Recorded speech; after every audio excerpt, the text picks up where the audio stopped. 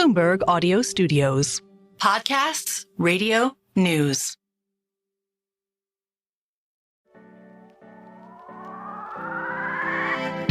Well, Elon Musk is now the richest person on the planet.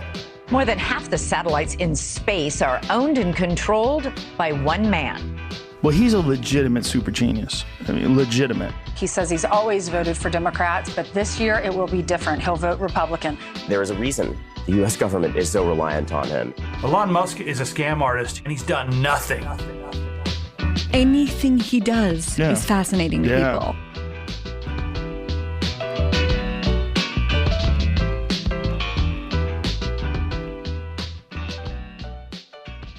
Welcome to Elon Inc., Bloomberg's weekly podcast about Elon Musk. It's Tuesday, May 28th. I'm your host, David Papadopoulos. Today, we'll be talking politics, a topic that has come up a lot this year already, and will only continue to do so as we head into election season. A poll came out recently that showed that Elon Musk is the celebrity most likely to sway young people away from his opinions. An anti-influencer, if you will. As other billionaires stake their positions, like Blackstone's Steve Schwarzman endorsing Donald Trump, we'll examine the role Elon is playing himself. Also, we have a special treat for you later this week, a mapping of Elon's universe. Confused? Intrigued? Tune back in for more. First up today, a little news roundup. XAI raised an eye-popping $6 billion in a fundraising round. And campaigns are taking shape ahead of the June shareholder vote on Musk's mega pay package. We'll dig into all of this with Max Chafkin, senior reporter at Businessweek. Hello, Max. Hello, David. And Dana Hull, Elon Musk ace reporter. Dana, hello. Hey, hey. Later on, we're going to have Josh Green, national correspondent for Bloomberg Businessweek, join us as well to talk about the politics. We start with XAI. It has taken in a large sum of money from investors, Max Chafkin. Give us the latest. Yeah, $6 billion from a group of investors that's kind of like the Elon super vans, unite together to help him. We've got Sequoia Capital, Sequoia being, basically the venture capital firm that's been with Elon the longest, I believe going at least to PayPal. We've got Andreessen Horowitz. Mark Andreessen, of course, has been pretty vocal on social media, kind of drifting in the same rightward direction. We also have a group of Saudi Arabian investors who, were original backers of Twitter. They rolled their shares over into the new Twitter X. So it's a group of people who essentially believe in Elon and who are joining him to ride this wave, which is AI. And so in certain ways, it's a big number. In other ways, it's not surprising at all. Like, this is a super hot market. We've reported previously rumors and little tidbits that suggested this deal was going to happen. And now XAI has, in fact, announced it happening. Yeah, no, fair enough. AI is about as hot gets right now. But still, Dana, when you take, if you go back to the moment that XAI was created and you go back to the rollout of the great Grok, and how there was a fair amount of eye rolling and such at that time to now, where they're raising $6 billion, like this, it's all kind of come together pretty quickly, no? Elon is an incredible fundraiser. He's an incredible financial engineer when it comes to raising money for himself. And I think what's super interesting is that now X.AI is valued higher than X itself, right? So if they raise $6 billion, do we know exactly what valuation it gives the whole company? Elon Musk said it's 18 million pre-money, which 18 billion. 18 billion pre-money, which equals 24 billion, or would imply $24 billion post-money valuation. I see. So, okay, right. So you're saying, Danny, he's a fantastic fundraiser. This just proves that once again, even, by the way, Dana, after the flop that was the acquisition of Twitter.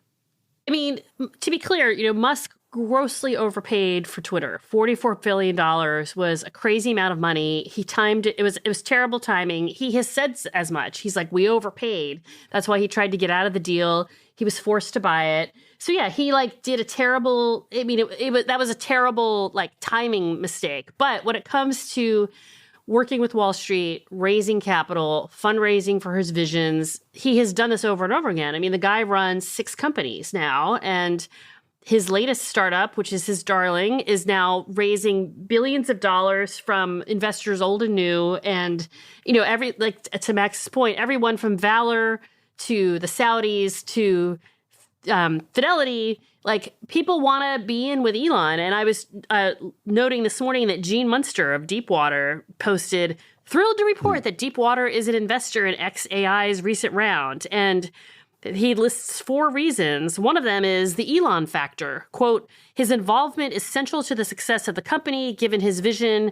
He has a unique power to attract world-class talent and deep pockets to fund what will be an incredibly capital-intensive 5-year infrastructure build. So, people, his track record of raising and deploying capital is kind of unparalleled.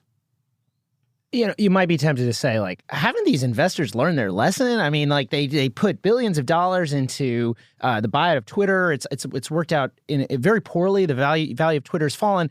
And I think the answer is no. And it's no because, for 2 reasons. One is it's not totally clear that Twitter and xAI are entirely separate. I mean, they're separate companies. The equity structure are separate. But as we talked about on this podcast, Twitter is being used to train xAI. It is the main distribution platform for Grok, xAI's main product.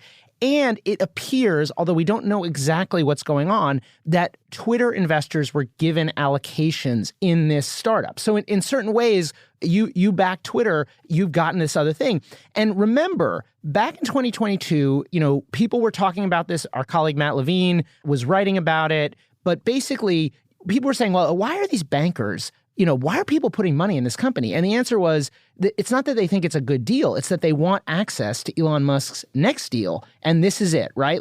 This is why you roll, if you're the Saudis or whatever, this is why you rolled your shares over, because you wanted to stay on his good side. So when he goes and does something hot like this xAI thing, you can get in on it. You've got access. And I guess that is the broader point when you talk about did they not learn their lesson from giving money to Elon? The broader lesson from giving money to Elon, whether it's Tesla or SpaceX or some of these others, is that it goes up, up, up, and up. And so, yes, it's true. Twitter was the most recent of these, and it blew up in spectacular fashion. But I guess they see it to a certain degree as a one-off. Plus, as you're saying, it's an entry into this xAI investment. I mean, there's another story you could tell, which is that Elon is becoming more erratic. We've seen, Tesla's stock is down. There are a lot of warning signs here. True. And if this AI bubble, or what appears to be an AI bubble, is deflated or bursts or whatever, then xAI is going to be one of the first casualties. So it's not like it's totally clear that this is a good move,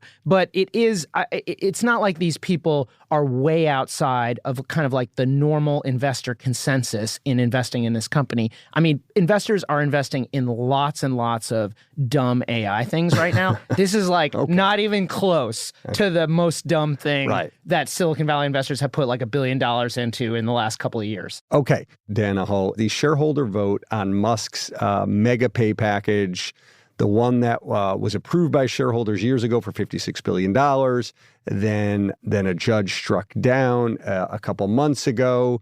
There is a new pay package now back in front of shareholders. The vote is on June 13th.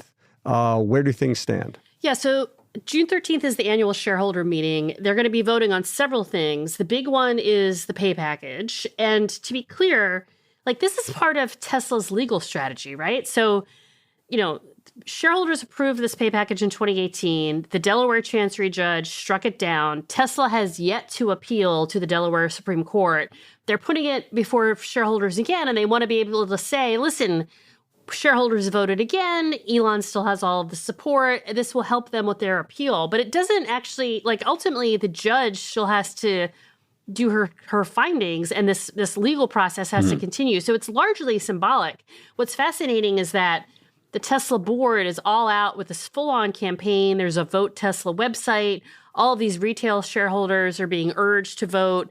There is Tesla this morning actually posted that if you vote your Tesla shares, you have a chance to win a tour of Giga Texas with Elon and Franz von Holzhausen. Nice. And some of the large proxy advisory firms, the two big ones are Glass Lewis and ISS. Over the Memorial Day weekend, Glass Lewis came out and they were like, no on the pay package. So it's going to be a really close vote. And I think the board is extremely worried because it's fundamentally a vote. It's like a referendum on Elon's leadership as CEO. And, if it's a squeaker or if he only gets 50.1% of the vote, that's like a huge sign that like not everyone is happy. And so, the big voting blocks are the big shareholders. Retail is significant, but you need retail to actually vote. So there's this unprecedented campaign where they're shaking the trees, trying to get every retail voter out there to vote their shares.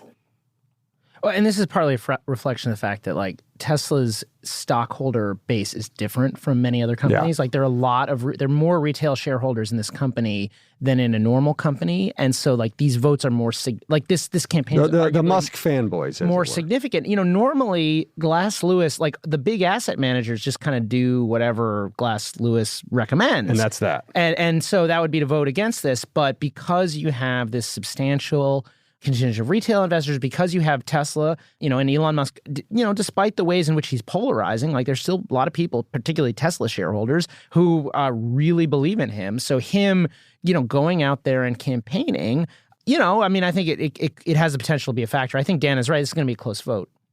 And it is also interesting that, as Dana is saying, it's ultimately something of a bank shot in the sense that it's not binding in and of itself. Even if the vote goes his way, they can't immediately turn around and give him the pay package. They then have to turn back to the judge in Delaware and say, look, you see, the people are still with us.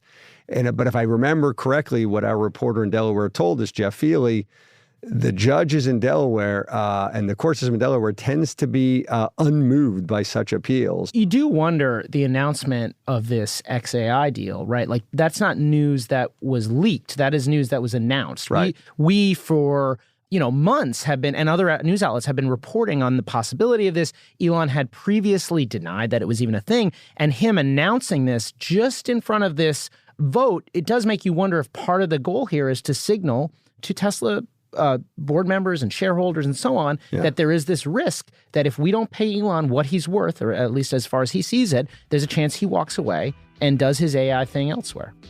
More to come on this as we get closer to that vote. Okay, we're now joined by Josh Green, a national correspondent for Bloomberg Business Week. Hello, Josh. Good to be with you. Hey, okay, Josh, so you come bearing gifts of sorts. There's a new poll out. What exactly does it say? It's kind of a weird stunt poll from a Democratic firm called Blueprint that does a lot of messaging advice to President Biden and to Democrats. And because he's been struggling with younger voters in particular, the pollsters went out and asked younger voters, people 18 to 30, who are the most influential endorsers that Democrats and Republicans could come up with to sway their votes. The winners for men, not super surprising. LeBron James was the most influential endorser for young men. For young women, it was the actress Zendaya, who actually beat out Taylor Swift, somewhat to the surprise of political insiders. But the name that jumped out to me was who they described as the least influential endorser, who by a 2-to-1 margin, voters said his endorsement would make them less likely to support the candidate that he endorsed. And that was, of course, Elon Musk. What's the margin of error in this poll? I mean, what exactly, what was the sample size? I'm very curious about what a stunt poll is. When I call that a stunt poll, what I mean, it's not that it isn't statistically valid. It is sample size. I think it was about 1,000 registered voters. Margin of error was something like 4 or 5. So it's about what you get for kind of public-facing polls. Stunt more in the sense of, the campaigns aren't out there focusing super hard on like, gosh, can we just get LeBron to endorse us? As much as both candidates would like that, there are more important things for campaigns to be doing. But it's sort of like catnip for political insiders and political reporters. Everybody likes to see how everybody else ranks. That being said, I don't think LeBron or Taylor or Zendaya or probably even Elon Musk is going to tilt the election one way or another. But it is interesting to see just how phenomenally unpopular Elon Musk has become, especially with younger people. Yeah, I mean, I think the key thing here is younger people, right? 18 to 30. You know, Elon Musk doesn't necessarily play to that demographic. You don't normally think of the typical Cybertruck driver as being a Zoomer. It's more like a father or grandfather of a Zoomer, I'd say. That said, you know, we've talked about this a lot. Like Elon Musk, there have been a lot of attempts to sort of put some kind of like galaxy brain gloss on Elon Musk's political moves. And when you're like embracing, you know, extreme political positions, extreme right-wing political positions, like newsflash, that does not play well with voters of any kind, and even less well with young voters. The poll is interesting, but it is also interesting to me that they really just highlight younger voters and not, let's say, middle-aged voters who might view Musk more favorably than the youth of America do. Is there a sense of why they chose that age group? Is it that because perhaps they are more malleable and easier to sway? No, I don't think so. I mean, the youth vote is going to be pivotal in this election. Biden won it last time. Democrats traditionally do. But if you look at all sorts of pollsters beyond these ones, including both campaigns pollsters, young people are more down on Joe Biden and more open to Donald Trump than they were 4 years ago. So it is an important subject. I don't think that the youth vote is any more malleable than older voters. What we do know is that the older the voters are, the more likely they are to show up the polls and pull the lever. And a lot of younger people just don't. So, you know, I don't think that invalidates the results at all. I think what stands out to me, though, is the idea that Elon is sort of the Typhoid Mary of celebrity endorsers, at least when it comes to younger voters. Like, right. He actually makes you less likely to vote for somebody he's endorsed. And like, I'm looking at the list of celebrities. You know, there were a couple dozen of them, from Cardi B to Billie Eilish to Beyonce to Lil Wayne, Kevin Hart, Lil Yachty. I'm sure you guys are all fans. Huge. None of these voters actually push young people against their chosen candidates. It's really the ones who do that are Elon Musk, Jake Paul, and Kanye West, who, much like Elon Musk, has kind of run into some trouble in the culture wars lately. A couple other names in there, too. Gwyneth Paltrow, Joe Rogan. I mean, these are all people who I think like a young person might describe as cringe in one way or another, like either because they have big followings among older folks. Like, you are not, if you're a young person, you are not going for Gwyneth's, like, chosen, you know what I mean? So, Josh, even for those like the Zendayas, like the LeBron, but people who are indeed apparently will have, you know, young voters say, hey, yeah, I would be influenced by this person to a certain extent. Does that actually even, what does history show? Does that actually even translate into a meaningful movement of the needle in terms of the way people vote, or no? Yeah, I mean, I think it does among, you know, particular subgroups. I mean, both candidates, you know, Trump, just because he's sort of generally needy, and Democrats, because their candidates tend to be older and lamer, have really prized celebrity endorsements over the last couple of cycles. You know, Obama was thought of as a particularly cool candidate. A lot of people want to endorse him. But even Donald Trump back in the 2016 Republican National Convention had a couple of like kind of B-list actors there. And he was so excited because Trump cares about celebrity more than just about anybody. And like I said, it's tough to get young people to turn out to vote if it's not like an Obama on the ticket or a Bernie Sanders on the ticket or somebody who they would naturally be enthused to turn out for.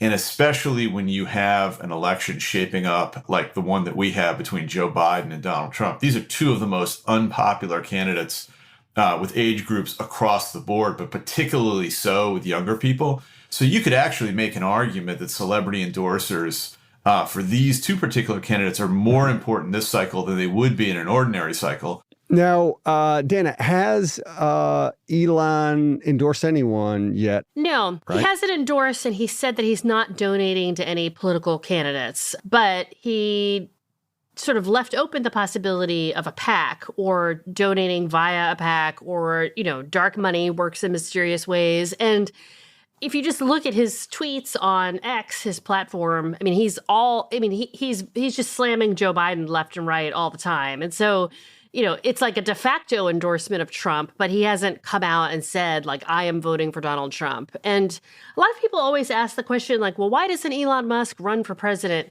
He cannot run for president himself because he was born in South Africa. But he is registered to vote in Texas. He registered to vote in July of 2020 in the Brownsville area. And, he has increasingly, encouraged his employees to vote. So pretty recently, he sent this staff-wide email out to everybody at Tesla saying hey, if you live in the Austin area, please be sure to vote in the DA's race. A lot of employees were. Yeah, but that didn't go particularly well for him. No, because it was he was telling people how to vote on the day of the election, and it was sort of a very late to the party kind of thing. But also employees don't really want their boss telling them how to vote. So that's and the candidate lost. So I think that a big question for this campaign cycle is, what exactly is Elon doing with his money, if anything? Or is he putting his thumb on the scales just in terms of what he amplifies on X? Or is he really going around to fundraisers with Trump and doing kind of stuff behind the scenes? We haven't really seen exactly what his role is going to be this cycle yet. Right. And we do know that Schwartzman at Blackstone are starting to line up, billionaires like him are starting to line up behind Trump and send more money his way.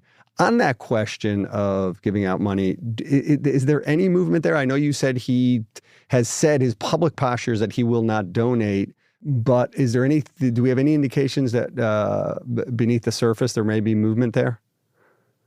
I mean, there's no record of Musk donating to any candidates. If you look at FEC filings, and there's no record of a pact, but that's not to say that one doesn't exist. You know what I mean? I mean, there's no, if you look up Elon Musk and campaign donations, you're not going to find anything to presidential candidates this cycle.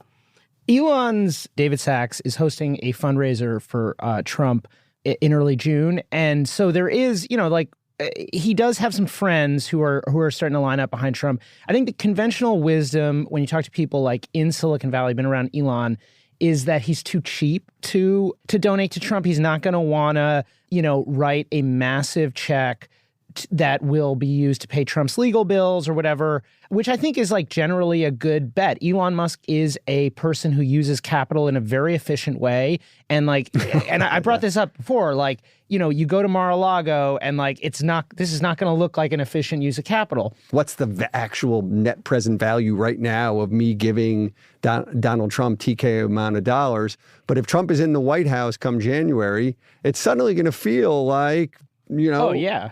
Right. And given this is a guy who's, we've talked about this earlier on the podcast, he's spending, billions of dollars on, NVIDIA GPUs and so on. What's a couple $1 million for a significant amount of influence, especially when you're talking about the prospect of, we're talking about EV tariffs. We're talking about lots of policies. The Defense Department has a massive procurement budget. Lots of ways that the next administration will could be very helpful to Elon Musk. That said, Dan has talked about this. I mean, we've talked. It's it is a little bit outside of his comfort zone. I don't know that he would definitely do it. Although I'm sure, and I think Josh can comment on this too. I'm sure Trump would love it. Yeah, Josh, you've done some reporting on this recently on the dance between these two men. Any fresh intel on your end? I mean, the fresh intel is kind of the same as the longtime intel on Elon in Washington. He's viewed in Washington as a cheapskate too, as essentially somebody who talks a big game and wants a lot of attention, but as one Trump advisor put it to me, won't stroke a check. There's a lot of bad feelings toward Elon, especially among people in the Ron DeSantis orbit. They were led to believe that Elon was going to be coming in with a big check to support a DeSantis super PAC. And that check never materialized. I don't think he ended up giving $1. And of course, DeSantis kind of flamed out and is out of the race. And I think what that did was just sort of reinforce the idea that this guy is all about himself and getting attention and cares about politics to the extent that it intersects with his own life, either in a culture war sense or in a getting government contract sense, but doesn't think of himself as being a political player who needs to be donating millions of dollars along the lines of a more traditional rich person who wants to influence a White House, like somebody like a Steve Schwartzman. So, Max, Elon is loath to, quote, stroke the check. Are other tech billionaires doing this at this point for Donald Trump? I mean, there is this, first of all, there's always been like kind of a right-wing contingent in Silicon Valley. And during the primary, that group was kind of hesitant, kind of the same way like Elon, to get behind Trump. But we have seen some signs. So the two co-hosts of the All In podcast, Chamath Palihapitiya and David Sachs, these guys are both venture capitalists. Sachs is very close to Elon. They're hosting a fundraiser in early June. I think the contribution is like $500,000 per couple or something along those lines. So this is like a big ticket fundraiser in San Francisco. I assume there will be a lot of big names in tech, at this event. Also, probably a podcast. So there is some movement towards Trump from the kind of like, I mean, these are like Trumpy Silicon Valley right-wingers. Like, none of this is a huge surprise. On the other hand, it does signal a bit of a shift and could be a way for like Elon to maybe find his way into making a donation. I think, look, Trump needs money. I mean, Joe Biden has a lot more money than Donald Trump does. So if non-Elon tech billionaires or high Senta, whatever they are willing to step up and write him $500,000 check, that is a big deal. It matters to Trump. It's going to help his campaign. Elon specifically, as we can see from the poll, is not going to kind of move the needle with younger people. But if Elon were to kind of get excited by David Sachs or the momentum in Silicon Valley for Trump, and we're willing to start writing checks along with those other guys, then I think that really would add up to a meaningful factor for the Trump campaign and in the presidential race, which Trump is leading right now. There are reasons that Elon might be more motivated to donate in the context of like a general election than he was in the Republican primary, where, he clearly feels that Biden has it out for Tesla, has it out for him, where like the differences might seem more extreme or more pronounced in the general election versus like compared to DeSantis with Trump, where there's like a lot of risk. There's some actual risk to like going big on pro DeSantis when you've got this like huge contingent of Trump voters who are going to be mad. Whereas now, like Elon is completely ideologically aligned with Donald Trump. That's a barrier that isn't there. Like, I don't think donating to Trump is going to cost him many Tesla reservations. And it all goes back to this kind of like big narcissistic injury where Biden made a big show of having like EV companies come to the White House and Tesla wasn't invited. Biden has heaped praise on General Motors, which is based in Michigan, and kind of left Tesla out of the narrative. At one point, Biden said that like Mary Barra led the EV revolution, and Elon was really upset about that. He felt like, wait, Tesla, is the company that dragged everyone kicking and screaming into electrification. And Biden, because of his pro-union stance, just always ignored Tesla's contributions. And that's like the original sin that has led to this huge rift between the two guys. And then on, Elon has called him a damp sock puppet, that like the teleprompter is the real president. He's really made fun of Biden's age. Right. He's railed against the gerontocracy. I mean, you could argue Trump is also part of the gerontocracy, but this has been going on for several months now, and it's probably only going to escalate, as we get closer to November. Now, Josh, though, does the Trump camp look at a poll like this and say, hey, we need to run away, at least publicly run away from Elon? No, I don't think so. They only care about Elon to the extent that they like the fact that he's criticizing Joe Biden. It helps spread those criticisms in the culture. What they would really like is for him to stroke that big, eight-figure check to Trump's super PAC. I don't think anybody expects that to happen.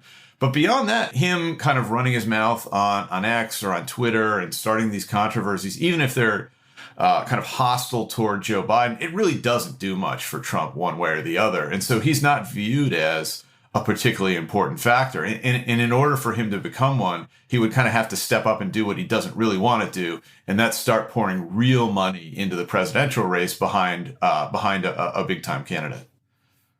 I just want to flag a post on cybertruckownersclub.com. This is a forum for, as you might guess, owners of Cybertrucks. There's a lengthy thread, a 7-page thread, subject, what are teenagers' problems with Cybertruck? What are they? And it is an owner of a Cybertruck commenting that, everyone he meets seems to like it, except I've had several teenagers flip me off, yell, "I hate your truck." And just today, a girl rolled down her window and just yelled, "F you." Perhaps it's a storyline that they're dangerous or bad for the environment. Something on TikTok saying they're evil. I think, folks, that we've figured it out. Elon Musk might be a little bit polarizing with the youth. Josh, thank you very much for joining us. Thanks, guys. It was fun. Okay, Max. So I was away last week. You were away last week, which means, America has gone a couple weeks now without a feud watch update. Elon and all the folks he's feuding with. Surely there must be an update out there. Okay, first of all, David, I was not away last week. I was working hard watching these feuds so that I could come here and report back to him. And the one I want to call everyone's attention to, which is related to the AI discussion, is a feud between Elon Musk and Yann LeCun. Yann LeCun is like the top AI guy at Facebook. He has been beefing with Elon Musk on and off, and I'd say the feud reached a new height. I think they've made it to the board. Yann LeCun referred to his background as a scientist, and Elon responded in kind of his favorite put down with, what quote unquote science have you done in the past 5 years? Essentially, which he of course used on Twitter. Who are employees. You, pal? Yeah, and so we've seen a bunch of Elon stans go after this guy. Although you do have Yann LeCun is a fairly respected AI expert, so there's some people jumping to his defense. So there's a bit of a beef in AI land. Again, this is not a top 5 feud, but perhaps a bottom half of the top 10 kind of situation. And I suppose it's of the moment with XAI being ascendant and announcing the fundraising. It's top of mind. Yes. So Yann LeCun's employer is Meta Platforms. Meta is one of the main players in AI. They have their own ChatGPT-like model. But I mean, really, we cannot talk about this. I mean, it's really all that's a sideshow because, of course, the real feud. What's the real feud? As you know, is Elon and Zuckerberg in the cage. And we're just seeing these proxy wars play out all over social media, all in different ways. And it's all leading up to that one big moment. Yeah. That one big moment. Now, you're right. You were working and including you were searching and the world for feuds high and low while I was frolicking in Europe. Did you find any other a couple other feuds that are worth talking about? One is, so the New York Times published a really excellent profile of some of the lawyers who are leading who are working on the litigation against Twitter/X in relation to severance payments that former employees say are due to them. This is a kind of ragtag group of plaintiffs' attorneys who met and formed kind of a bond on Twitter. People should check it out because it's just kind of a funny way in which, we talk about all the ways that X/Twitter is kind of a shell of itself. It isn't what it was. And then you read stories like this. X is still good at certain things, and one of them is like getting groups of people together. In this case, and to talk trash. In this case, this is a group of trash-talking lawyers who have, joined up, Avengers assembled, to try to win a major lawsuit against Elon Musk. Now, there's one other. But sorry. So he's obviously, of course, battling them in court. But is he engaging with them? Is he talking trash back at them? Or I am not aware. It can't be a feud then. It can't, come on. It's literally it's in like court. A side feud. It is a feud. Oh, that's true. It's like it's a side Max has many feuds. I want to see his leaderboard. There's one other feud, and I'm hesitant to bring this up, but there is Elon Musk has, as we've discussed, a long-running feud with the Google guys. Now, some aspect of this feud, I suppose, is the divorce of Sergey Brin from his ex-wife, Nicole Shanahan. She is now a vice presidential candidate. She's running. Correct. She's RFK Jr.'s running mate. And there was a profile that came out in the New York Times in which we learned via a group of anonymous sources, all of whom seem to be more or less connected to Nicole Shanahan. Elon Musk and Sergey Brin have denied this, but essentially that the marriage between Nicole Shanahan and Sergey Brin broke up when she and Elon took ketamine and disappeared together at a party. And the divorce, of course, that followed this purported breakup left her with a giant sum of money because she was married to Sergey Brin, who's very wealthy. And that money is now playing a role in the presidential election. And it's possible, just possible, that this feud could have an impact in November. So this is essentially still part of the Elon Musk versus the Google mafia feud. Yeah, I mean, like I said, this is you really have to. Dana, this guy really does see feuds everywhere, right? I mean, yeah, well, this would be like I guess this is. Yeah, but you know, the Musk-Brin feud, right? Even though didn't Elon like post some picture of them supposedly at a party, or it was like a photo bomb where he was like, "We get along." See? Yeah, that's right. So the thing is, like, yeah, the Wall Street Journal reported a version of this story like in 2022, and Musk's response was to post this photo that Dana said. Now, the photo, it really does not totally look like Sergey Brin knew that the photo was necessarily being taken. It kind of seemed like Elon Musk just sort of did one of those, like, get behind Sergey and take a selfie and kind of, arc the camera a little bit. On the other hand, he has denied it. Sergey Brin has denied it. So, we don't, whatever happened, at this supposed ketamine party, it may remain a secret to the attendees. That's good stuff. What you're going to do, though, going forward, whether or not the leaderboard is actually released publicly or not, when you announce a feud going forward, you bring one going forward, you're going to start to hit us with the ranking it's got. Like, it could be 37th, 6th, 4th, 2nd, okay. The challenge here is you have Elon and Google, and then you have Elon and Larry Page, and Elon and Sergey Brin. So it's like, is that one feud? I don't know. I think that's don't ask me, Max. That really is for you to figure out on your own. You can't ask me that. But thank you for joining, Max. Thank you for the assignment. Okay. Dana, thanks as always. Always a pleasure.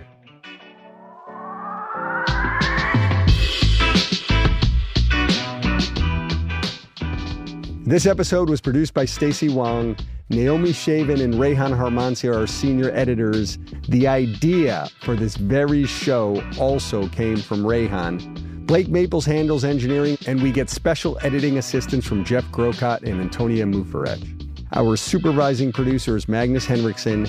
The Elon Inc. theme is written and performed by Taka Yasuzawa and Alex Sugiura. Brendan Francis Noonan is our executive producer, and Sage Bauman is the head of Bloomberg Podcasts. If you have a minute, rate and review our show. It'll help other listeners find us. See you later this week.